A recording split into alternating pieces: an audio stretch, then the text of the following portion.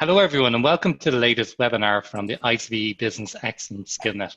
Today, our presenter is Eamon Spelman from the Limerick Institute of Technology, LIT. Eamon is a lecturer on the Graphic Design Communication Programme at the Limerick School of Art and Design and LIT. In the mid-90s, he graduated from LSAD with a BA in Graphic Design and went on to complete a Master's in Visual Communication with the National College of Art and Design. He worked with editorial design agencies in London before moving back to Ireland, initially to work with a Limerick-based new media agency and then to start his own company. He took on teaching full-time in 2003, and his areas of practice include data visualization, typography, design ideation, and strategy. Actively involved in the graphic design community, he has regularly contributed to the Offset Design Conference. He has written articles for the Graphic Design Initiative 100 archive and is a member of their professional panel. This year, he led a data visualization collaboration with the Archive and Mapping Irish Design. He's a member of the International Fellow of Typography Design and Institute Designers Ireland, and recently became a Fellow of the Royal Society of Arts. Today's topic area is Make Your Data Visual. Over the course of 20 minutes, Eamon will share best practice and show examples of how data can be presented visually for maximum effect. The ground rules for today: Eamon will present for approximately 20 minutes, finishing up with about 10 minutes for Q&A. Everyone is muted, but we really do encourage you to submit questions or comments via the chat function, which we will call out at the end. If you encounter problems with broadband, please bear with us as we may need to pause the camera. This session is being recorded, and without further delay, I'll pass you over to Eamon Spelman. Okay, thanks, Owen. Thanks very much for that. Hi, everyone, and thanks for coming along this afternoon. As Owen mentioned, I teach in the Graphic Design Communication course, and I started teaching data visualization from about 2012 as it became a very popular aspect of our graphic design field. Coming as I do from a design background, my main focus is not necessarily so much on software and software teaching, but on getting the best out of software. Really, the way we teach software, for example, in our course is it's software is simply a tool, it's what you can get from it. So I imagine the reason most of you are here today is because you probably work with data on a fairly regular basis. So today's talk, I'm kind of going to go into things at a clip, but I suppose it will be a sort of a summary of some of the things that I teach at the data visualization course, which I'll mention later on. So today we're going to look briefly at the subject through 4 key areas: audience, charts, eliminating irrelevance, and also focus on key elements. Okay, so I'll start initially with audience. Audience is extremely important because, audience is a very, very important aspect of the areas, because knowing who your audience is and knowing about it is key to good data visualization, whether it's work colleagues, management, industry, or other businesses of the general public. And this slide here, maybe some of you are familiar with already. This is kind of, I suppose, key to what this is all about. As you can see here, this is the MOM text, or what do these various text acronyms mean. The answer is given, but obviously the mom does not understand necessarily that she's been given the answer. And this is key to, I suppose, as I said, to data. It's to think about the audience and who you're speaking to, and to understand that maybe their context and what they're looking at, it may be different or similar to your own. So considering your audience, I think, like I said, is key here. So data visualization is about audience. Identify their needs and how they make sense of the data. When you put anything together, any piece of data together, you're given a body of information. Then you're putting that together in a presentation or a chart. Then you have to understand what the audience will see, how they will understand it. And that's what we talk about when we teach data visualization. It's to make sure that the audience understands what they're looking at and what they're seeing. And I suppose I'm presenting the image of the sign here, the road sign, to you here, because this is how I regard data visualization. It's not a picture or an image or like a painting or a photograph. It's a piece of information.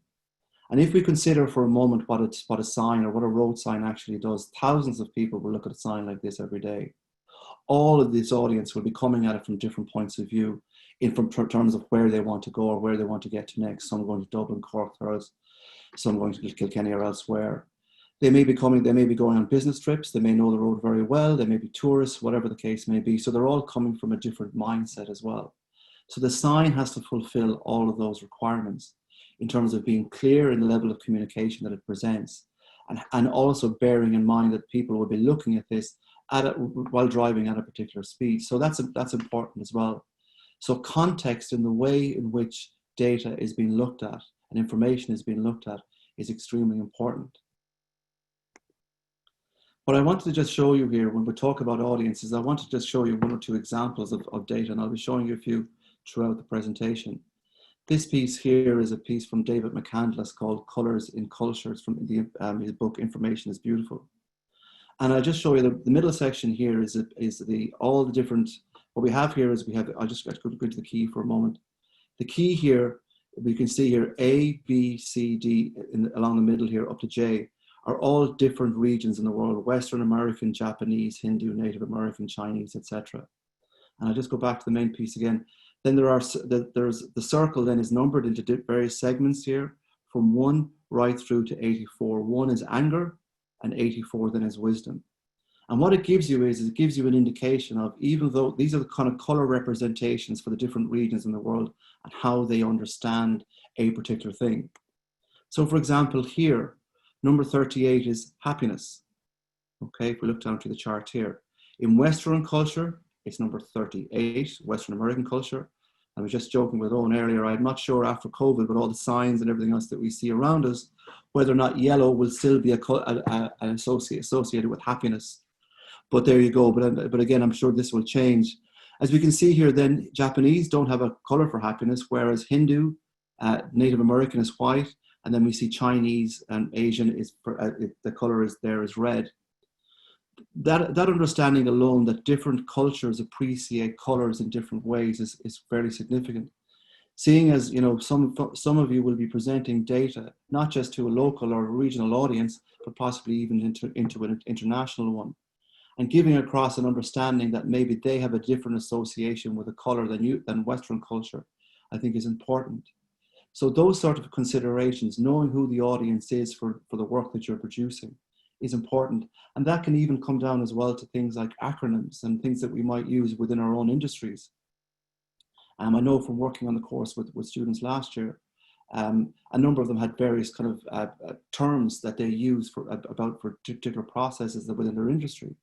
Now, I associated the term that they were using to mean something else, but in their industry, they were using that term to describe a particular process. And sometimes we have to stand outside of where we are in our environment in order to understand that maybe people may not understand the information quite in the same way as we do. There it is again. Okay. So the second section is about choosing an effective chart. Now, I think for a lot of people, they often choosing an effective chart, it seems to be the end and be all of what will be a successful piece of data. But for me, I would always take the point that I would always start simply first. And what I would tend to do, and what we do, for example, with our students, is that we don't have software like Tableau. We're not working in those areas. We work in Excel and then take it into something like Adobe Illustrator. But I would always ask the students what they would do is they would take the data and then take it into something like Excel, as we see here, in order to get an understanding of how it looks visually. It makes a different impact there when we see it in simple bar or line charts.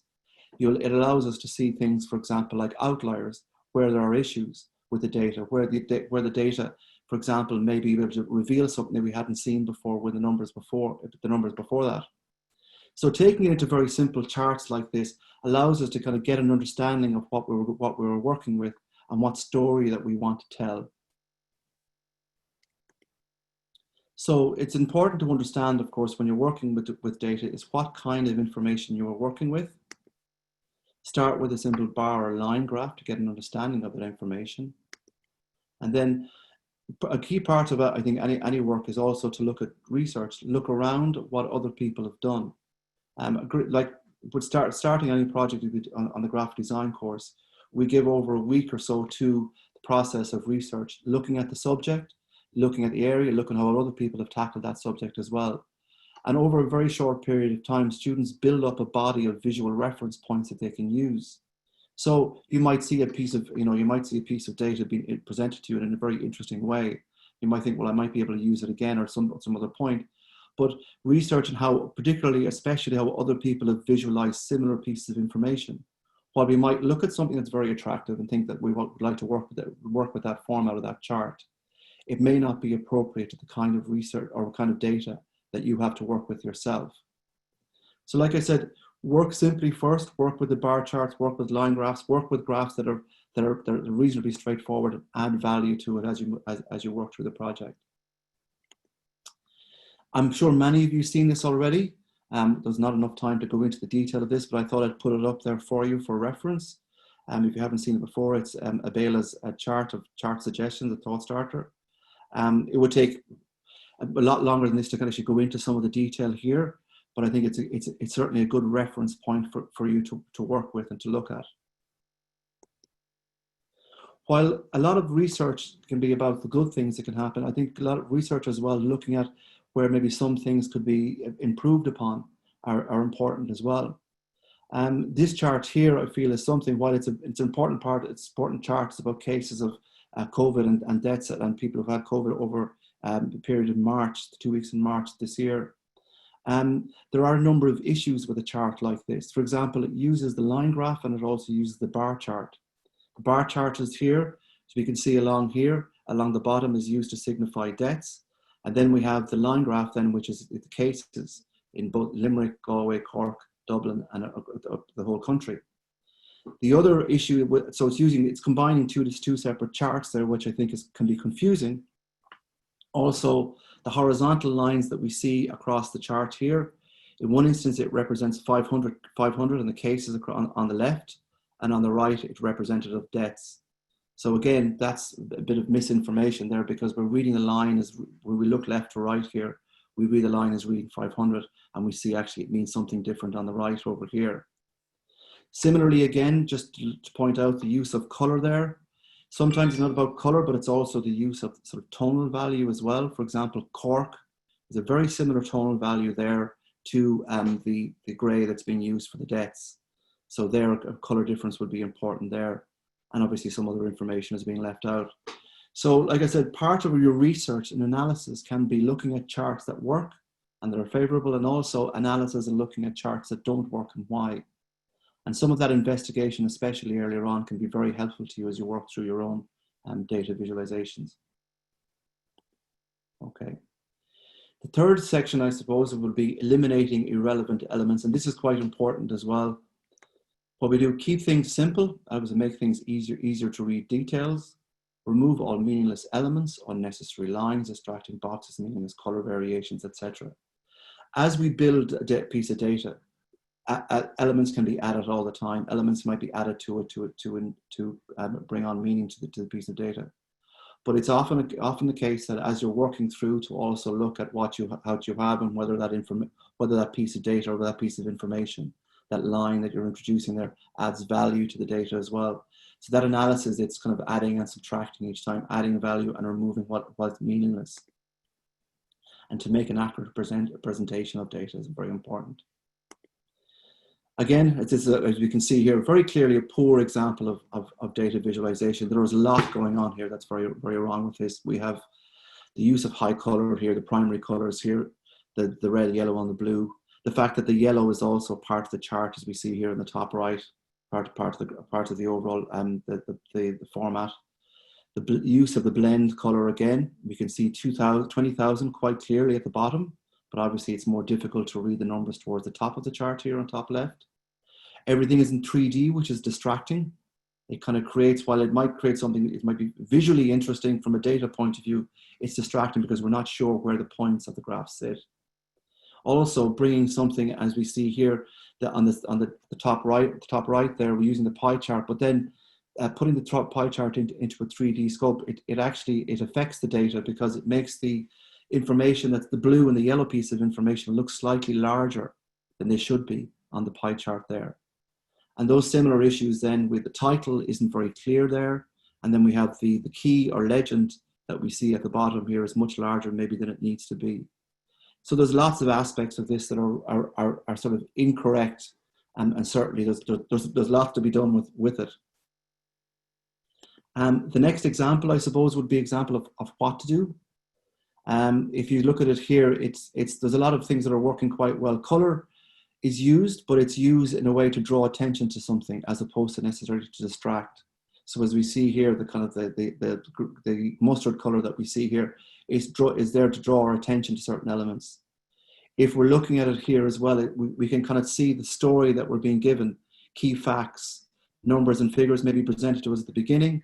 And then as we move down the chart, we see kind of more more detail there.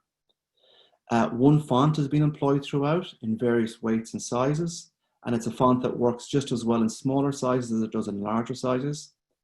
And also that everything is kind of very clear and on a grid. There's a very clear thinking about how this is being presented, because it bears in mind the fact that people don't read data top left to bottom right.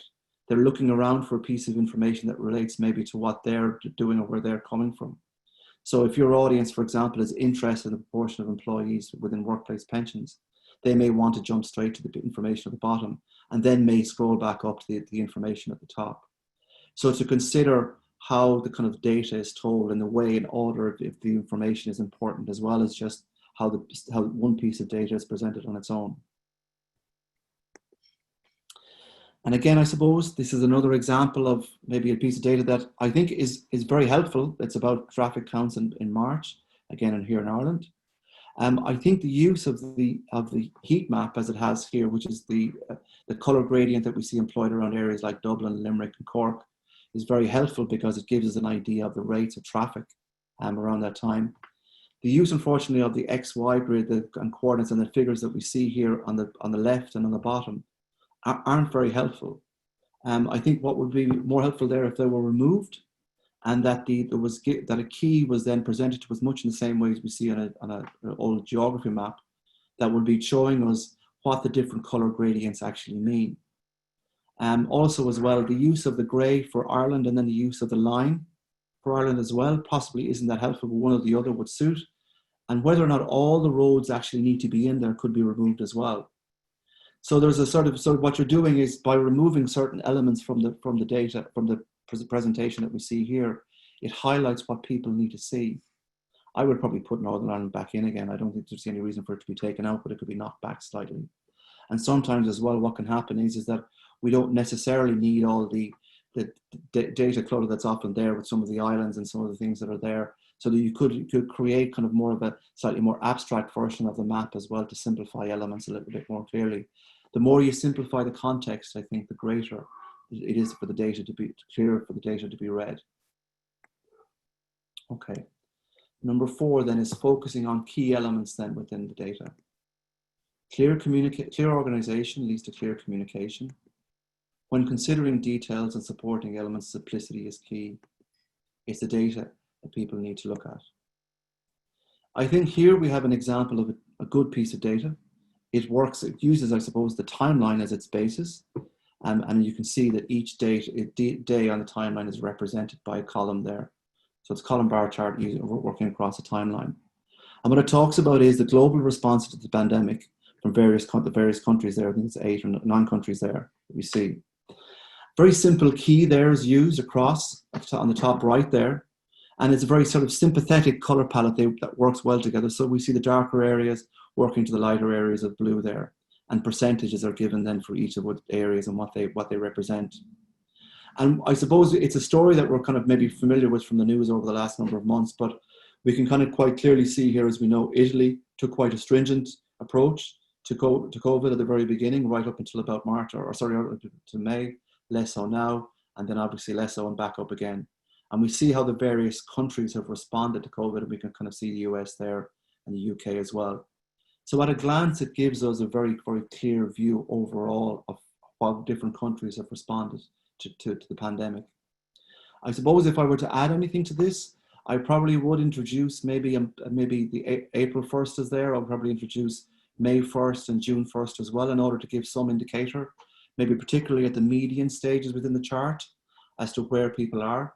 But I think it's a very, very helpful overview of maybe how certain countries have dealt with the pandemic over the last number of months. Just to get into a little bit of focus with fonts, make sure that it can be read at small sizes and are available in a variety of ways, plain, bold, italic, etc., necessary for your presentation. Also, as well, avoid illustrative or script-based typeface such as Comic Sans or Snell Rounded. I think those are roundhand. I think those are kind of things that people may know already, but it's worth pointing those out. If I were to say that maybe the one or the other, there's a sans serif or serif, I would say sans works slightly better on screen because there's less stroke in terms of the horizontal, but also as well to use fonts, as I've said before, that can work well for you in small sizes as well. If you've got, for example, headings, but you might also have captions, test and see how the font works in those smaller sizes. If it doesn't work in those smaller sizes, then maybe the font might need to be reconsidered. And bearing in mind, clarity, if people are reading things on screen, etc., maybe people sometimes might be reading fonts and things on phones as well as that too. Do, if you can, maybe test your data out on the format that you feel that you think your audience might be reading it on. So maybe, it might be worthwhile, for example, if someone's reading a data on their phone, maybe you might send a quick JPEG or something onto your own phone to see how it looks and reads then, and see what their experience of it would be. This one here, a very simple, I suppose, process in terms of how things start out and kind of how a process of a design would work. The first one here on the left, you can see the data is there. And obviously, but unfortunately the text there is misaligned, the tags there, and obviously the text at the bottom here as well. The second, or the one in the middle there, I suppose really gets the design, it gives the design structure by using the X and Y axis there. And obviously the type becomes aligned to each other, and it's using the same font as we see here, both with the numbers and with the dates below. And then obviously we see then a separate font is used then for the heading and the key then below that. Use then of maybe, and I would always suggest, and we'll be talking about this in a moment, the color, sometimes we tend to use color start using it quite quickly. I would often tend to work in black and white first, or tones of black, or tones of gray, because it allows me to look at the data and to use color slowly, bring it in slowly and bring it in well. But don't start loading up everything with color. Bring it in where you feel color needs to be used.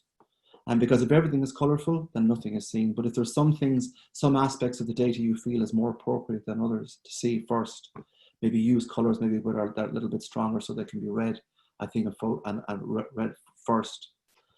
Other indicators and things that can help as well, I suppose, too, and this is oftentimes when you've got a large piece of data, the use of the dashed or broken line, that maybe it helps people that they can just follow the line along, particularly maybe as we see there in the 2005, we can kind of, because if we look at the both charts there, the one on the middle and the one on the right, if we look at the final 2005 data, we're having to kind of run our eye along it a little bit in order to see what that is. But having the dashed line there on the third graph there on the right, we can kind of gather that it's about 43 is what it is, what it's worth there, and similarly with 2004, etc. as well. So use of those elements, they can enhance and help your audience to read or understand the data. Okay, as I said, initially work in black and gray, and then introduce color to draw attention. Color should be used to code data and alert your audience to issues and successes at a glance. Okay. And this, I suppose, is the final piece of data that I'm going to show you this morning. Again, another COVID-related, or this afternoon, this is another COVID-related piece. And I suppose this gives an overview. It looks at, what we're looking at is we're looking at an area chart, as you can see here on the top. And then we're looking at a stacked column chart here at the bottom. Now, I think they made a good decision here because there's two parts, I suppose, to this story. The first one, I think, it shows us obviously how the impact of COVID around the world from March 15th to July 6th. The color coding is sympathetic, but again, it's quite distinctive from each other, so that to outline the different regions. So we see the EU here in the middle and the UK. And sometimes as well, using a heavier weight of color like that, because we know maybe in this instance here that the audience is maybe based in Europe, it allows us possibly to look at that piece of information first. And that's okay to use a heavier color if you feel, well, that's who the audience are looking at this. Then lighter colors then in other areas, then obviously showing they're still represented, but they're not as prominent as some of the other areas that are there. Typography, they're using one font, but it's used in different weights and sizes to draw emphasis. Even within certain statements, as we see here, there's a hierarchy here that we see. If we look at the information on the right here, March 15th to 21st, and is in bold, And then we see average daily deaths is in Roman or plain. And then we see it's in bold again for the numbers. So people can see March 15th to 21st, 393 is the figure there. Elements are aligned where necessary as well with the typography. And then we can kind of clearly kind of read this across. I think the decision actually to make this and kind of run it along an axis from the center here is also helpful as well, because it gives you an indication of a wave. If this was at the bottom, sitting at the bottom, moving up, it wouldn't be necessarily as dramatic as what we see here. The chart at the bottom, just underneath it though, while it's using the same data, it tells a slightly different story, because it talks about the percentages of deaths that are within around the world. And it kind of tells a slightly different story. It still uses the same grid reference, or sorry, timeline reference that it has in the map above it. But what it shows us here, I suppose, it tells us that Europe, would say the deaths toll in percentages for March, again, coming right through. And we see then, obviously, what we can see here is that while initially Europe may have been quite a large death toll here, we see obviously that Latin America more recently has got a significant percentage within the death toll. Okay, maybe over my time. Okay, so finally, test your data design on others and volunteers. Someone else looking at your data design can spot issues that you may not have considered. It's really important. We're sitting looking at work all day. If you're sitting and working on a piece of data, getting someone else to take a look at your work, getting someone else to have a quick look over something, can spot something maybe that you didn't. In fact, they become almost your kind of de facto audience there. And it's something we always encourage students to do. You know, peer learning is a very, very important aspect of what we do in the graphic design course. Good data visualization is defined as functional, intuitive, user-oriented, innovative, useful, and above all, honest. Okay. Okay, I'm just going to finish off then, because this, I suppose, like I said to you before, is a very short version of what a course that I've ran last year in autumn 2019, and hope to run again this year, a good data visualization course. The course itself is of interest for professionals who work with data in order to create greater insights into system and processes. And it's a 9-week blended learning course, 4 teaching, 4 tutorial sessions, and 1 final presentation. Teaching sessions will offer fundamentals of design, how to create effective data visualization, sort of like an expansion of what we were doing here this afternoon. And then the tutorial sessions then, I think, which are the more helpful part, certainly for participants, where participants select a piece of work-related data, and then over 4 weeks, then they develop design approaches to the chosen data. I've just seen a typo. Okay. And that can be very helpful, because it can mean what people have learned in the first 4 weeks, they can then apply to something that's work related. And then we have a final session, the presentation of the project findings, then, which is very important as well. It's a 9-week program. It's part-time, and usually it's done over kind of 1 day a week. And this year, we're delighted to say that we've been given a 10-credit special purpose award from Limerick Institute of Technology. And if you want any details on that, you can contact Grania at icbe.ie. Okay. Thank you very much. Thanks. Thank you very much, Eamon. And we now have about 5 or 10 minutes for questions. And if people want to use chat function, we'll call them out from that, if that's okay. Eamon, can I just start and ask, have you any suggestions of some of the tools that people, for just playing around with data and data visualization, what tools they should use, you know, from Excel and the charts there, or are there any other online ones that people should play around with? I would. I mean, I think Excel isn't necessarily very good for data. I mean, I suppose to use the example of when the participants last year, some used Excel, some were working on Tableau, some were working on Power BI. We had a few people working on Click as well, and a few others.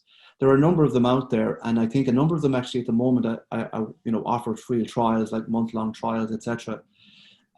What I wouldn't necessarily be hard and fast to suggest one or the other, because each of them offer different things, and I suppose some organizations may have already invested in a particular piece of software, whereas others are just sort of maybe starting and trying things out. But I think SciSense is also there as well. I think I would be doing a little bit of research on that, and maybe looking at downloading a free trial, doing the 30 days on it, seeing how it looks, seeing how it works. And if that's not working, and maybe trying it out, maybe you and a colleague trying it out together, seeing how you both find it, what different features it offers you. And if it works for you, I mean, that software has to work for you, as opposed to you trying to, manage yourself into the software, if you know what I mean. So I would be, I'm not really like hard and fast to say this one above this one, that one against that one. I know there's lots of, you can type in the top 10 data visualization tools if you want to do that and maybe start with that. But I'm more interested, as I said before, with software. I want to do something with the software, and I'm going to see if it's going to do that for me, if you know what I mean. Great. There's a specific one around courses. Have you any recommendations on visual design courses that focus on the use of the authoring tool Adobe Captivate? I'm not familiar with that, I'm afraid. I don't know. I imagine it's probably the Adobe website probably have some of the, yes, some of the Adobe partners. Yeah. Great. Can I just ask some of your thoughts on Power BI or any of your experiences with using it? They're all quite different. I mean, you do see them kind of, as I said before, you take a look at those top 10 visualization things, and they'll be up the chart and down the chart. I think it's a case of, like I said to you, it's trying these things out. I suppose, coming from a design background, Microsoft and design doesn't get on necessarily sometimes, because we're more of Adobe kind of people, I suppose. But I mean, the thing about it is I think it's about what you can do to visualize, to work with the software. If you're trying to maybe tell a specific story in relation to the data that you've got, and Power BI can do that for you and can do it quite well. I've seen some good visualizations coming from the software, so I've no problem with it. But if there's something that you want to tell, that I think it's important. Sometimes, for example, like I said before, some visualizations, some software may be limited the visualization that it can present you with.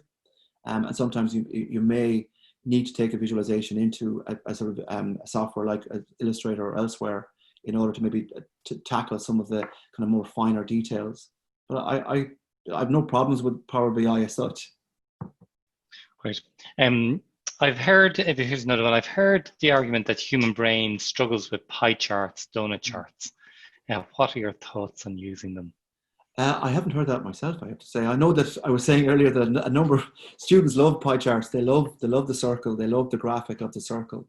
I always think, you test out. I mean, I think the bar chart for me, or the columnar chart, I mean, I think they're both very, very simple, clear ways of telling something. Sometimes maybe, it could be that you're not relying on one chart or another, but you might be getting one to support. Sometimes you may need to tell a story, if you think of it that way, maybe in a couple of different ways. I think sometimes, like I said before, when you're creating a piece of data, you might look at the chart, you might create the data in a pie chart, give it some time, reflect on it, and look at it again and go, is it telling the story that I want to? And should I be looking at this maybe in another way? I think a pie chart can be very effective because of the way in which it sort of holds the information together. But it really does come down to the information at the end of the day. At the hard and fast rule of one or the other, it really is about, is it presenting the data in the right way, in the most appropriate way? Great, which leads to the next question. Could I just ask you about, and I know this isn't a data course, it's more the data visualization, but are there any top tips in terms of people when they're looking at the data to do like a cross-check to make sure it's not completely skewed, or because I presume it's rubbish in, rubbish out when it comes to data visualization, that if the data isn't good. Is there any principles or any tips that you'd have for people before they start to visualize it and then it looks odd or strange and they rely on it, and what they should be looking out for in the data? No, actually, I mean, the thing with the data itself, I suppose, is there's nothing really I've come across. I couldn't offer much advice on that. I mean, I've come across things in the past where you're questioning the data. It's more about its presentation, I suppose. I'd probably look at the data first as, okay, look at the data, look at what it's presenting me in its basic visual form, and then seeing then if there's anything that's coming up from that story, as it were, even in the basic chart in Excel, that isn't right, that doesn't look right, and then going back and seeing whether or not I need to go back into the data again and search something if there's something that's, as you say, that's skewed. I probably wouldn't be able to see it in a sort of an Excel, sheet, but I might be able to identify it more clearly if I was able to at least give it a sort of initial visualization and go, is that the story that I'm imagining this is going to be, or is there something else that I need to look at and adapt there? Yeah, I imagine if you have a huge spike where there shouldn't really be one that you see, on a Yes. chart that you may not have seen in Excel, and there could be somebody putting a zero in the wrong place. Oh, absolutely. I mean, that's the thing. I mean, you're. I mean, okay, we can obviously read a certain amount from obviously the chart, the Excel sheet. You know, looking across and down on the chart and so with figures. And I suppose in some respects, sometimes with data, you're sort of fairly familiar with what data is going to be. I mean, let's just say there's an issue on a line in production. You know that there's going to be a problem there because you know that yesterday, for example, the production there was a problem with the machine. And if that's not reflective in the data as you visualize, you're going to go, well, what's the issue there? You know, then it's a case of going back to the data and trying to figure out what the issue was with the raw data. Yes, so strangely, the data visualization could help you find problems with the data rather than the other way around. Yes, yeah. Well, I suppose just, initially, I suppose that process of maybe working from getting the data into initial stages, there's probably a little bit of back and forth where you're looking at the raw data, looking at the visualization, ensuring that there's a correction, that they're both are singing off the same hymn sheet, I suppose. Great. Just two final questions. Can I just ask you a little bit about the role of storytelling? Because sometimes the data will tell the story by itself and it'll be quite intuitive. But I imagine there's a role of telling the story and interpreting it for people. And is that, you gradually bring people through the context, or is there any tips on storytelling? Well, it does. And this is something actually that I was talking about when it came to the project that the students got involved in terms of the data that they put together. And I suppose it is over when I was working with them over the 4 weeks, the story was kind of slightly emerging, or a different story would emerge. They would come to me with a piece of information and say, I want to present this. And because I suppose in some respects, I wouldn't really know where the data emerged from. I'd be asking questions about it and where it come from. And I would then be saying, well, maybe there's another side to that story that maybe hasn't been told, that you might assume that because you know the story that everyone else will, but there may be something about it. So there is a little bit of that. And this is the thing, I suppose, what we talk about in college is about this kind of critical reflection, is sort of like taking time out and standing back from it a little bit and going, am I too close to the information? Am I too close to the story? Or am I reading something different from it than maybe that I want to get across? And like I said, sometimes that second voice, someone else looking at this, a work colleague, or maybe even family, or whatever the case may be, might look at a story and go, actually, there's something different emerging there. Isn't that funny how that worked? And I suppose that's sometimes it is that sort of reflection that's really important in the process, that you're kind of, data needs a little bit of time. It's not something that can be, you tap all the information in, it throws up the chart in Power BI, and then you just print it out. It needs you to look back over it again. If this data, for example, is part of a report and the report says something in the text about one thing, maybe your data you might want to present that chart so that it kind of follows in, or maybe through maybe color choices and things like that it might support the information that's being discussed within the paragraph, either before or after it. So stories are certainly a kind of a very, very, very interesting part to it, but they need that reflection. They need that time to consider and sit back and go, what is the story I'm trying to tell here? What am I trying to say to my audience?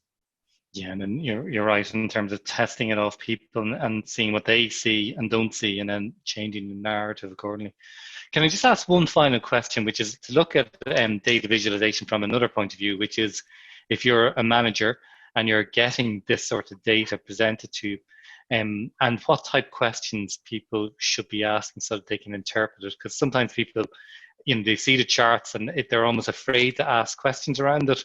And what type of things should a manager, when they're looking at charts, be asking? And I'm thinking, the basic stuff around, well, what's the data, where the data come from, the integrity of the data. And then, even asking people, like, what is it telling them exactly? Because you're quite right to point out some charts, there's so much in it that you're not really too sure what you're supposed to focus on. So the questions around any tips for managers when they're looking and interpreting these charts, what they should be asking themselves. Well, I suppose the answer there is if a manager has to ask too many questions about a piece of data, it's probably not working. I think it's a case of, really, and I know there's always going to be a couple of questions about something, but I think, something must be communicated from the piece of data.